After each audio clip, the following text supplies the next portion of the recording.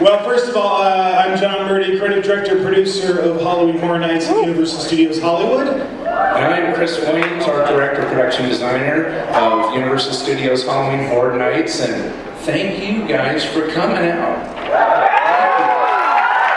Chris and I brought Halloween Horror Nights.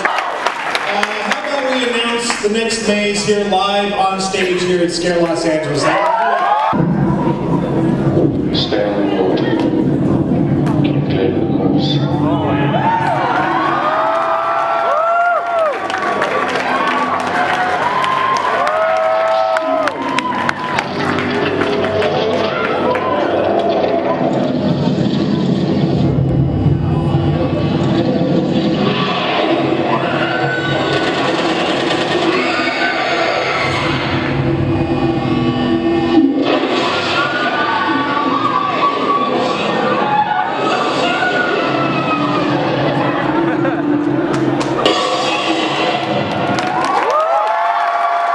Thrilled to be doing an American Werewolf in London, and we're particularly thrilled today because as a special treat for all of you, we have a very special guest with us today.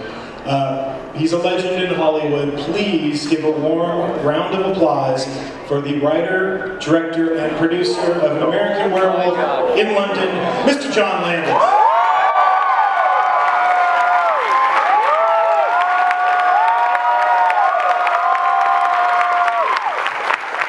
The Slaughtered Lamb. Obviously the Slaughtered Lamb, if you're going to do American Werewolf in London, the Slaughtered Lamb has to be the facade, and we're building this right now. This is actually a few weeks old. It's probably progressed since the last time I took this picture, but you're going to get to go inside the Slaughtered Lamb. Chris is our art director and production designer. You could talk a little bit about the challenge of creating this set. Yeah, this is a couple weeks ago, so we're further along in here actually, but you know, our typical drill and what we do in Hollywood, you know, we're trying to redesign all the sets identical as best as we can from the film. So we're pulling a lot of screen grabs and doing a lot of studying. My set designers and dressers as well are really studying the film to really nail this back in the early 80s. Perhaps my favorite is this one. And you know the scene. You guys have seen the scene in American Werewolf in London. That's the set. We just took a picture of the set. It's in progress right now.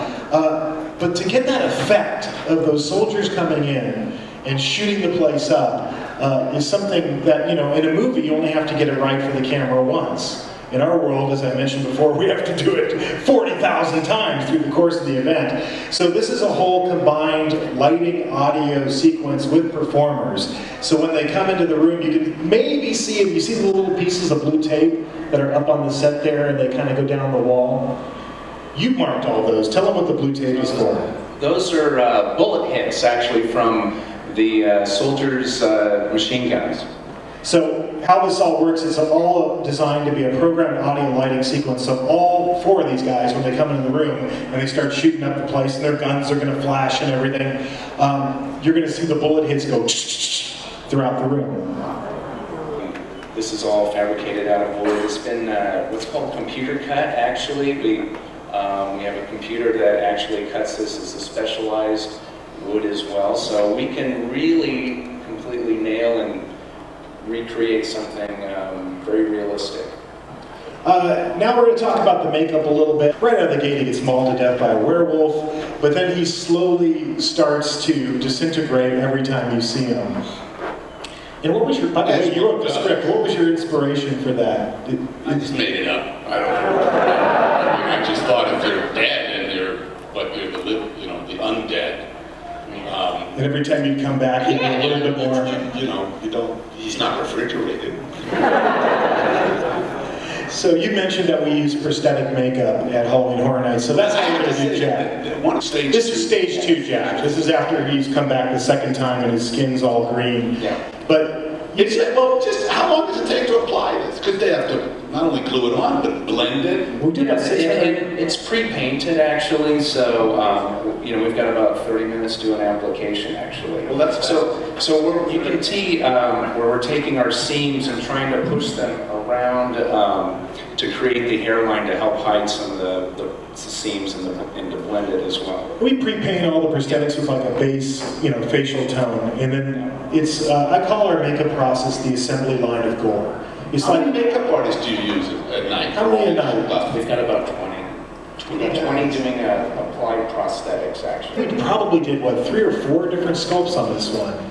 And this is when he's completely almost skeletal. Now, Jack's not the only character, obviously, in American Werewolf in London. We talked about the nightmare sequences. This is another one of the famous nightmare sequences. This is Ghoul David. So here's the sculpt for Ghoul David. And then one of the really important elements is contacts, because he's got to have those eyes. Living room with the nightmare demon soldiers, the stormtroopers. So this obviously is a mask because of the style of the makeup. You also have to do the helmet. And there you go. That's him in progress right now.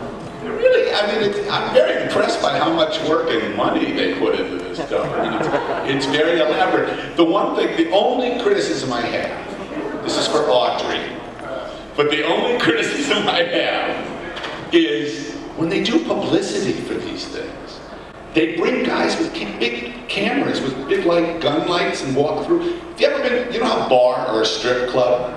You're not supposed to see them in the daytime. I never thought of that. You go through this in the dark, and it's lit and everything, and they're going through, and I'm going, why? You went to so much trouble. Don't show it like that.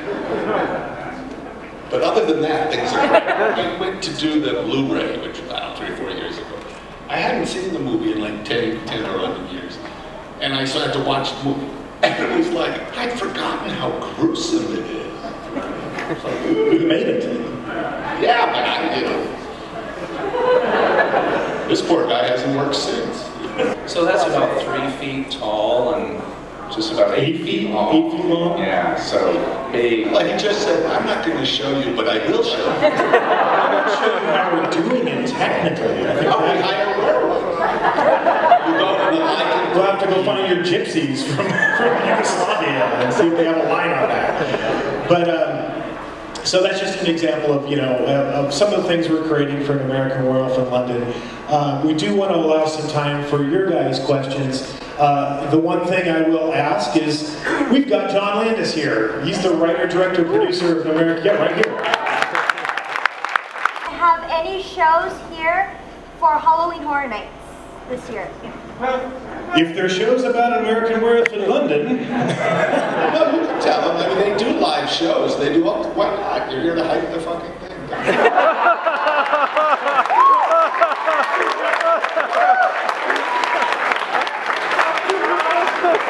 what I'll say is we're in the middle of announcement season right now, and today we just, some things are top secret.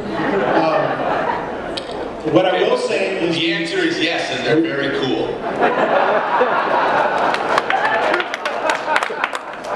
Typically when we get to scare, guys, this is usually our last announcement of the season, but all I will say is there is still a major announcement yet to come.